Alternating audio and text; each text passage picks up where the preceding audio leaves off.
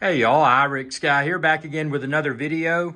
And this is how do you achieve a long distance HDMI run. Now this is micro HDMI to HDMI.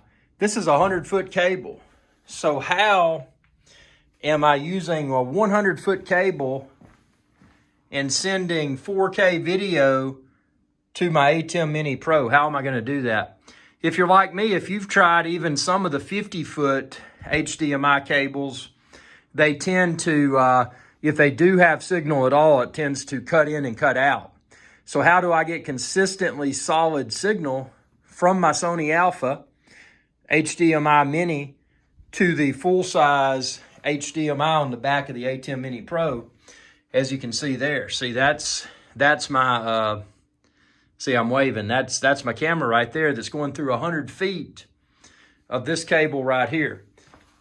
Well, when you look at this cable, you're like, man, you know, that's an HDMI cable. That's not fat, man. What's going on with it? Been on a diet? Because you look at these other HDMI cables, such as this one. See how fat that is compared to this? And then that one's pretty fat too. The one in the middle's really thin. So there's a secret that I found, and it was prompted by the business need to have my raccoon camera, because I've got my ATEM Mini Pro. I've got my primary camera, which is right here, that's also connected to my ATEM Mini Pro, but it goes to my virtual set.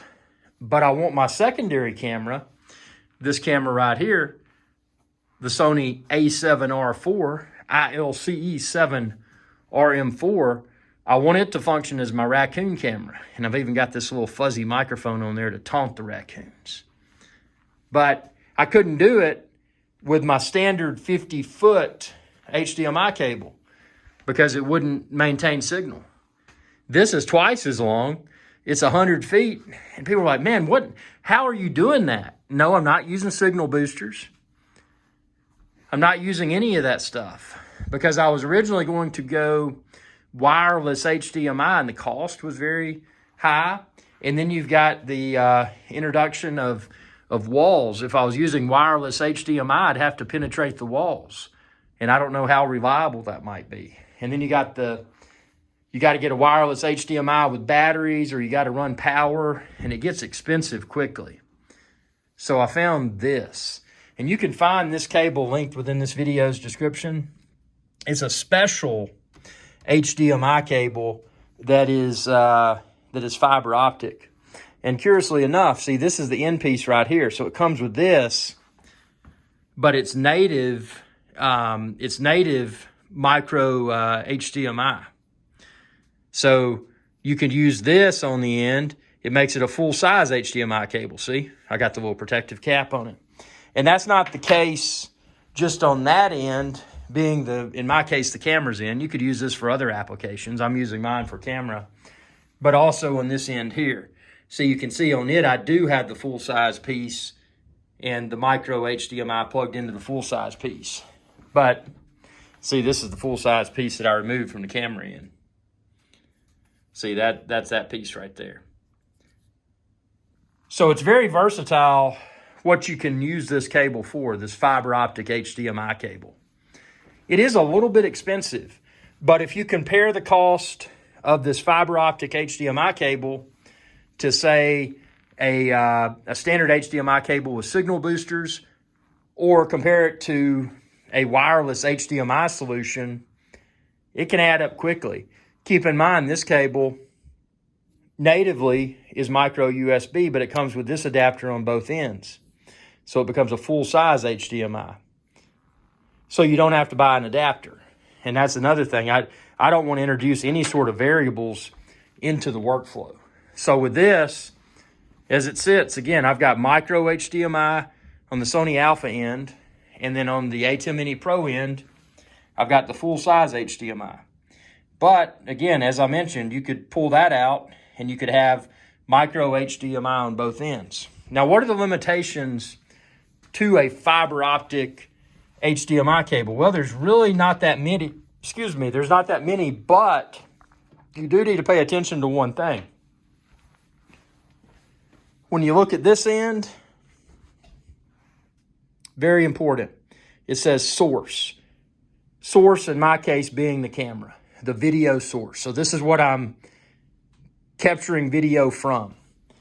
And then the other end is the display. See, it says display. So in my case, I'm sending it to an ATEM Mini Pro for my YouTube live streams, live streaming raccoons in the wilderness.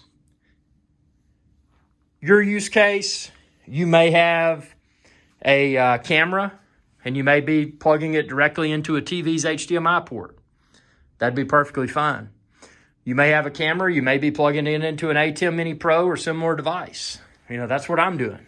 Works great. I didn't know what to expect. When I got this cable from Amazon, I was like, man, number one, it's a very thin cable. You know, it's been on a diet. But then I was like, the build quality feels nice. I do want to mention, and I haven't, again, this is first time plugging this cable in, but check out all my videos as I take this out in the field and film the raccoons with it. But I was told that by it being fiber optic that you may need to exercise a little bit more caution when you're handling it.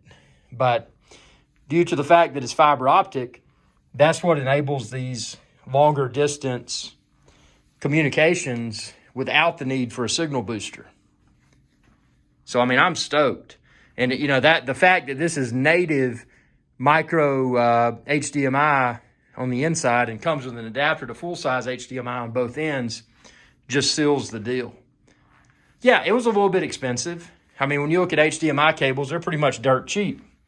But this is a fiber optic HDMI cable. But again, it's what I needed. You know, I'm here to live stream, man. I'm here to capture the raccoons in the wilderness. And to do that, I've got to have a camera that's out there with the raccoons. And the only way to do that is to have at least 50 feet or so of cable connecting my SOny Alpha. Because otherwise, SOny Alpha is not going to be able to get videos of those raccoons. So I'm stoked. Fiber optic HDMI cable. The latest piece of technology that I discovered as the product of business need. I didn't know this stuff existed until I was searching and searching and searching. And I didn't want to deal with signal boosters. I wanted to try to avoid the wireless HDMI if there was any way possible to avoid that. I don't want to have to deal with additional batteries. I don't want to have to deal with potentially unreliable over-the-air HDMI signals. So this seems to be the perfect solution. In my entire rant, I've been talking here for a little bit over 8 minutes. You can see this is still going. I haven't noticed any flicker. I haven't noticed any issues with this maintaining a consistently solid connection to my SOny Alpha. And I do have this camera. This is a 4K camera. So, I mean, that's impressive. Now, obviously, this device is 1080p, but, man. And again, expand this video's description and then click the link there and you can find the cable like I'm using. Again, you're going to look at the price, you're like, man, that's a little bit more expensive than an HDMI cable. Well, it is, because this is fiber optic on the inside. This is fiber optic. Future-proof technology right here, fiber optic. Nice, fiber optic. So remember that when you expand this video's description and click the link there. But it could be used for a variety of different applications. This is how I connect my fiber optic HDMI cable. And again, it's for live streaming raccoons with a SOny Alpha camera. It ought to be really good. On that note, subscribe, ring that bell, and check out all of my videos and all of my live streams. Thanks for your viewership, and hey, I hope this video helps, man.